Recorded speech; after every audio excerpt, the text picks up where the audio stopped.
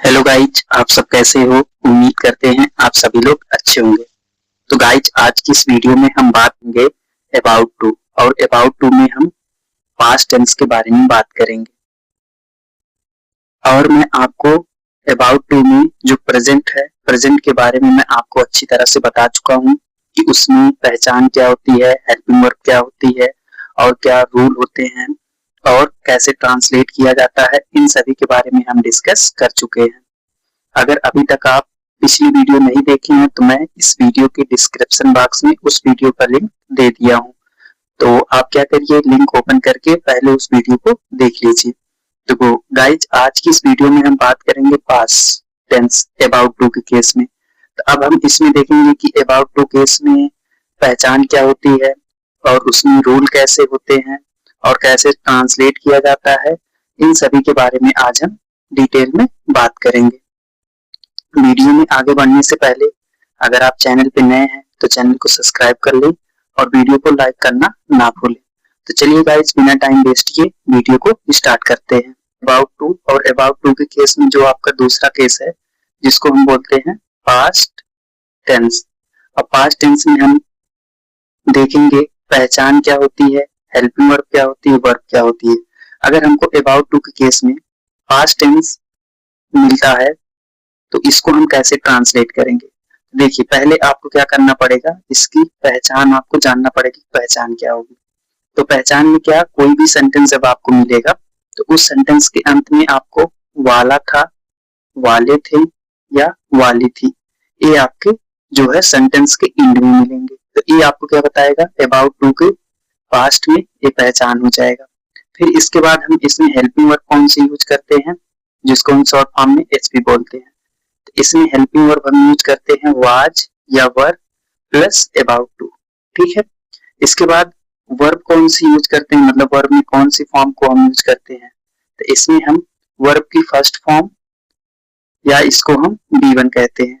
तो अगर हमसे कोई पूछे पास्ट के केस में पहचान क्या होता है और हेल्पिंग वर्ब क्या होती है और इसमें वर्ब की कौन सी फॉर्म लगती है, तो आप क्या करेंगे, इसको आसानी से बता ले जाएंगे।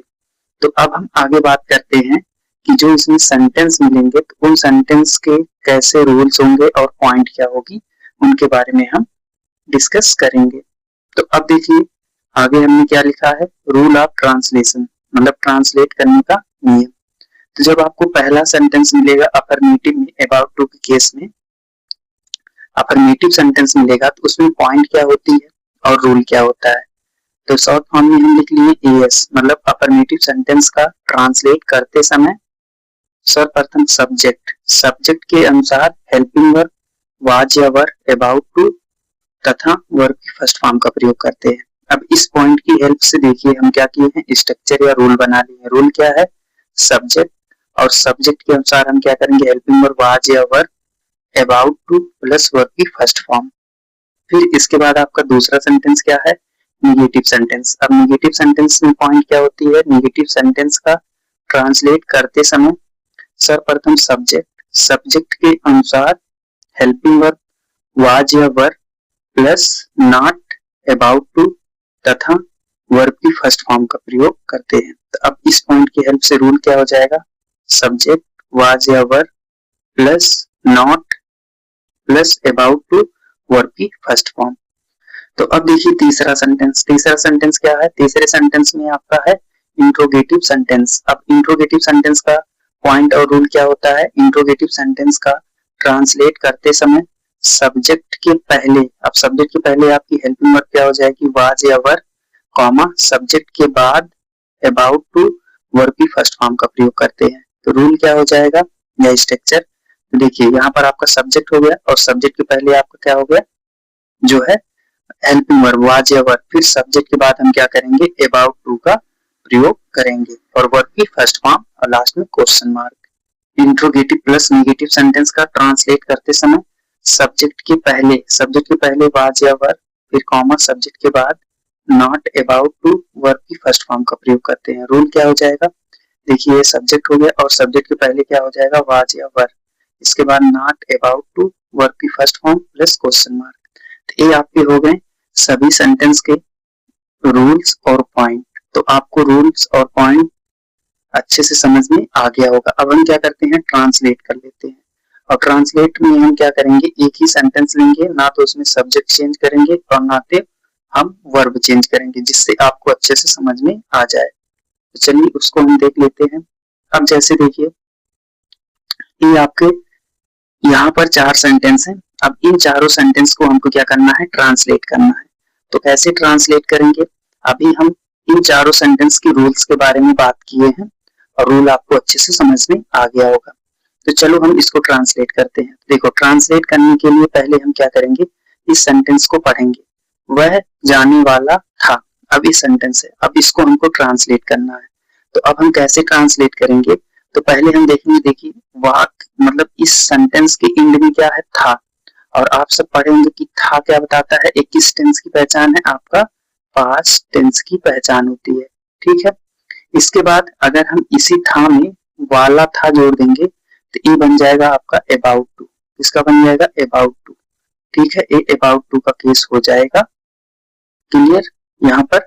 और इसके बाद जब हम पूरे सेंटेंस को पढ़ेंगे तो ये आपका हो गया अबाउट टू केस, और किसमें हो गया, पास्ट के केस में। और एक कौन सा सेंटेंस है, अफर्मेटिव। और मैं अभी आपको पीछे अफर्मेटिव सेंटेंस का रूल बताया हूँ। तो अफर्मेटिव सेंटेंस का रूल क्या होता है, पहले आपका आता है सब्जेक्ट। सब्जेक्ट क्या है, ही। ठीक, अब ही के साथ हम क्या करेंगे, हेल्पिंग वर्ब लगाएंगे। तो हेल्पिंग वर्ब में क्या लगाएंगे, वाज या वर। तो ही आपका सिंगुलर है, तो सिंगुलर के साथ हम हेल्पिंग वर्ब क्या लगाएंगे, वाज।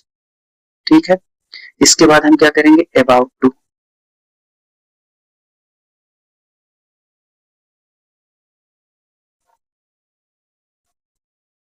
अबाउट टू, अब वर्ब क्या है, जाना। तो यहाँ पर आपको क्या हो जाएगा, गो। क्लियर। अब इसके बाद आपका देखिए दूसरा सेंटेंस क्या है, वह नहीं जाने वाला था। तो ये भी आपका किस केस में है, अबाउट टू के केस में है और आपका पास्ट में है। तो इसका रूल अभी मैं आपको पीछे बताया हूँ। तो रूल क्या बताया हूँ, पहले आपका रहेगा सब्जेक्ट। सब्जेक्ट उसमें क्या है, वह, और वह की इंग्लिश क्या होती है, ही। अभी के साथ हेल्पिंग वर्ब हम क्या लगाएंगे, वाज। और क्यों लगाएंगे, क्योंकि ही आपका सिंगुलर है। इसके बाद हम देखिए यहाँ पर सेंटेंस में नॉट आया है, मतलब नेगेटिव सेंटेंस है, तो यहाँ पर हम क्या करेंगे, नॉट का यूज करेंगे। ठीक, अब इसके बाद अबाउट टू,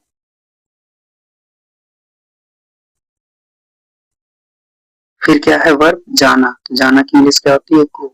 अब इसके बाद आपका तीसरा सेंटेंस है, जो तीसरा सेंटेंस आपको क्या बता रहा है, इंट्रोगेटिव। इंट्रोगेटिव की पहचान क्या होती है, लास्ट में क्वेश्चन मार्क लगेगा और आपका जो है इसमें प्रश्न पूछे जाएंगे।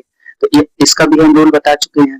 तो अब इसको हम कैसे ट्रांसलेट करेंगे, तो रूल में आपको बताएं, पहले हम हेल्पिंग वर्ब लगाते हैं।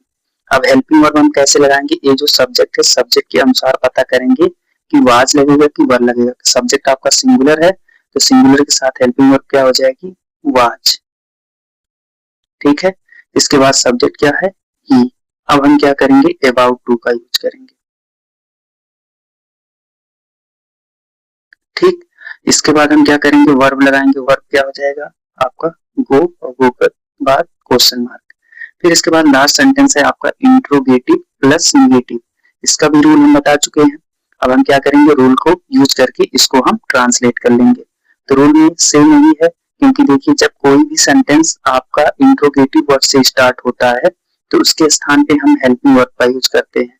ये नहीं कि इंट्रोगेटिव वर्ड्स का यूज करते हैं। जब यही क्या सेंटेंस के बीच में होगा तब जाके हम इंट्रोगेटिव वर्ड्स का यूज करते हैं, नहीं तो हम इसके क्या के स्थान पे हेल्पिंग वर्ब लगाते हैं। अब वह आपका, वह सब्जेक्ट है और सब्जेक्ट वह, और वह की इंग्लिश क्या होती है, ही आपका सिंगुलर है, तो सिंगुलर के साथ हम क्या लगाएंगे, वाज। इसके बाद आपका सब्जेक्ट क्या है, ही, तो ही हो गया। अब देखिए नॉट आया है, तो हम क्या करेंगे, सब्जेक्ट के बाद नॉट, अबाउट टू, इसके बाद आपका वर्ब क्या हो जाएगा, गो, और लास्ट में क्वेश्चन मार्क। तो अब देखिए हम क्या किए, इन सभी सेंटेंस को अबाउट टू के केस में पास्ट में था, सबको हम ट्रांसलेट कर लिए हैं। और ऐसे ही आपको सेंटेंस मिलेंगे और ऐसे ही आपको क्या करना रहेगा, ट्रांसलेट करना होगा। तो अब इसके बाद हम आपको कुछ होमवर्क दे रहे हैं और उस होमवर्क को आपको करके जो है कमेंट बॉक्स में बताना है। तो देखिए ये 2 क्वेश्चन है जो आपको कमेंट बॉक्स में बताना है, कि जिससे मुझे पता चले कि आप लोग को अबाउट टू में जो पास्ट का था अच्छे से समझ में आ गया। तो अगर आप सभी को वीडियो पसंद आई हो तो वीडियो को लाइक करें और चैनल को सब्सक्राइब करना ना भूलें। तो चलिए गाइज, मैं आपके साथ नेक्स्ट वीडियो में मिलता हूँ। Thank you.